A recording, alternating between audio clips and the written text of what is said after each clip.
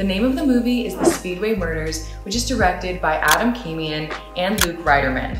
The movie is based on a true crime story that has not been solved for more than 40 years.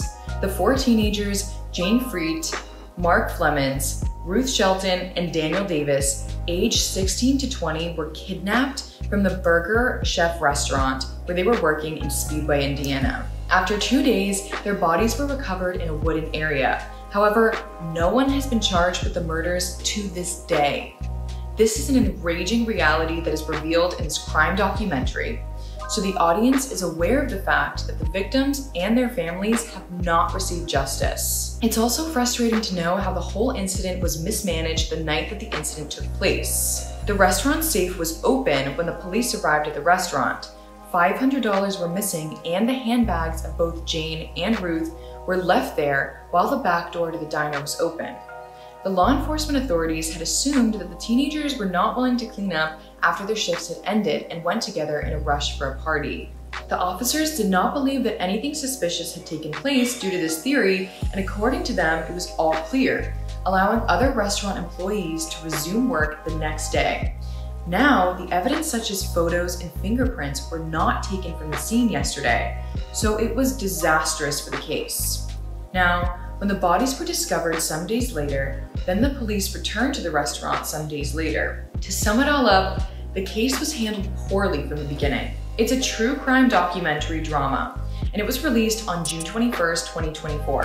This movie has a runtime of 1 hour and 41 minutes. The cast includes Essie Randles as Jane, Davida McKenzie as Ruth, and Joseph Zada as Dan, Todd McComas as Self, Nada Coffey as Mark, Murray Curtis as Jeff Reed, Cordell Horsell as Donald Forrester, and Audrey Vincent as Marianne. The movie tries to be engaging, especially for a crime documentary, trying to keep them on the edge by making the actors portray all the possible case theories, but it feels exploitative, disturbing, and disrespectful. As the movie explores all the possibilities, while a retro sci-fi mystery kind of soundtrack plays in the background, it feels distasteful. The film also tries to shed light on the victims and their legacies outside of the whole incident, but fails to deliver in an impactful way. If the theories were presented by the police officers working on this case, it would have given a nice emotional appeal to it and would have made more sense, but the hypothetical reenactments were unpleasant. The tacky drama scenes of the victims from this incident are portrayed as ghosts trying to solve their murders. Many crime documentaries have some intense reenactment scenes to create an emotional appeal for the audience. But the way they've shown the ghosts of the murder victims trying to figure out how they died was unnecessary, and it's offensive towards the victims and their families. Maybe the filmmakers were trying to do something different for this whole genre, but the ghost scenes appearing between interviews were distracting, and it diminished the whole impact created by the interviews. Overall, it gives the impression of clueless filmmaking, where it feels as if the filmmakers only invested time in the movie's production, the set, and the dialogues for the ghost characters, when they should have done some real investigative journalism. The crime documentary tries to present the viewers with 4 theories, going into detail about what and how the Speedway murders might have been committed, but only one of those theories appears to be the most likely explanation of what happened that night.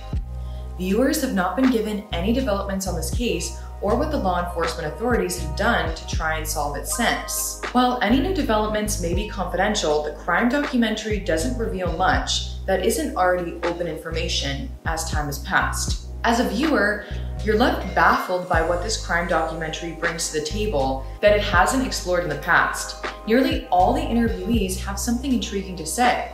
Unfortunately, it's sad that the filmmakers decided to waste so much screen time on corny reenactments, especially the slow motion shots and completely bogus dialogues of the ghosts of the victims arguing numerous theories. What were their aspirations, their wishes, their goals? What were some of the unforgettable things they did when they were alive?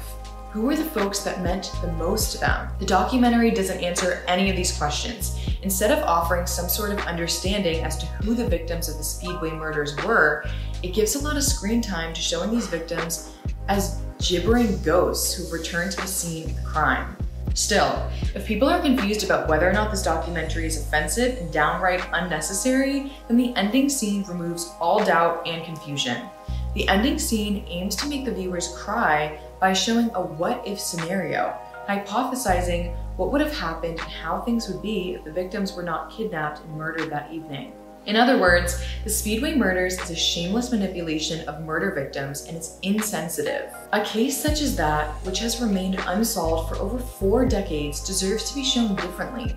One can only hope that the film still serves as a purpose and motivates someone who has essential information about the case to come forward so that justice can be served. The movie has an 8.2 IMDb rating and an 83% on Rotten Tomatoes. So the movie might appear to be a vibrating true crime documentary to some, and especially to the fans of this specific genre. And that's it, folks. Now let us know what you liked and disliked about the movie in the comments below. If you like this movie, don't forget to hit the like button, comment, share, and subscribe to our channel to watch the latest and exclusive movie reviews. If you have any requests, thoughts, or recommendations for movie reviews, drop them below in the comments section. And we'll see you in the next one. Peace.